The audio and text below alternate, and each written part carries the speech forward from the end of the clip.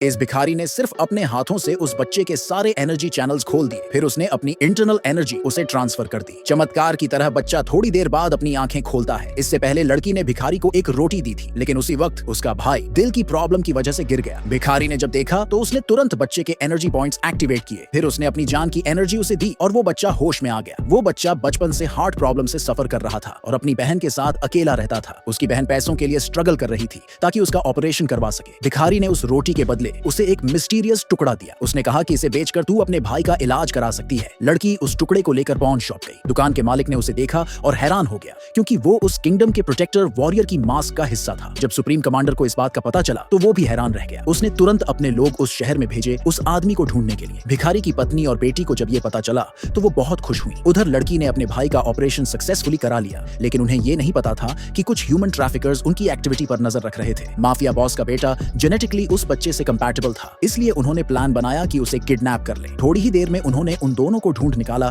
और बिना कुछ बोले उन्हें जबरदस्ती ले जाने लगे। भिखारी ने यह देखा और बहुत गुस्सा हुआ। उसने रोकने की कोशिश की, लेकिन उसे धमकाया गया कि अगर वो इंटरफियर करेगा तो उसकी आइडेंटिटी रिवील हो सकती है। भिखारी को चुप रहना पड़ा, लेकिन जब उसने देखा कि बच्चे को उठा के ले जा रहे हैं तो उसे अपनी बेटी की याद आ गई जो पहले किडनैप हो गई थी। वो अब और सहन नहीं कर पाया। उसी वक्त उसने इंटरफियर किया और बच्चों को बचा लिया। गुंडे पिटे हुए वापस गए रिपोर्ट देने। बॉस बहुत गुस्सा हो गया और बोला कि अब मैं खुद जाऊंगा। थोड़ी देर में वो अपने लोगों के साथ आ गया। उन्होंने बच्चों को चारों तरफ से घेर लिया और ले जाने ही वाले थे। तभी भिखारी फिर से सामने आ गया। जब उसने देखा कि ये लोग बहुत एरोगेंट हैं तो उसने अपनी जेब से कुछ फ्रैगमेंट्स निकाले और फेंक दिए। वो बच्चों की जान के बदले वो चीजें देना चाहता था। एक गुंडे ने फ्रैगमेंट्स उठाए और उसकी वैल्यू समझी, लेकिन माफिया बॉस को कोई समझ नहीं थी। वो इन्हें बेकार की चीजें समझकर हंसने लगा। फिर वो मजाक उड़ाने भिखारी के पास आया। भिखारी ने तब वार्निंग दी कि उसे मजबूर मत करो एक्ट करने के लिए। किसी ने उसकी बात सीरियसली नहीं ली तो उसने अपना पावर दिखाने का डिसीजन लिया। सबको लगा वो पागल है। बॉस ने उसे अचानक से अटैक करने की कोशिश की, लेकिन उसी पल भिखारी एक एनर्जी फील्ड से घिर गया। बस एक मूवमेंट में उसने एक मिस्टीरियस फोर्स रिलीज कर दी। उसी वक्त एक अनजान औरत वहां आई। माफिया बॉस ने जैसे ही उसे देखा वो घुटनों पर गिर पड़ा और बोला माँ। असल में वो औरत न्यूयॉर्क की सबसे पावरफुल फैमिली की मेंबर थी, लेकिन उसने बॉस की बातों को इग्नोर किया और सीधा भिखारी की तरफ चली गई। उसने कुछ नहीं कहा, बस भिखारी का टोपी उठाई और जब उसका चेहरा देखा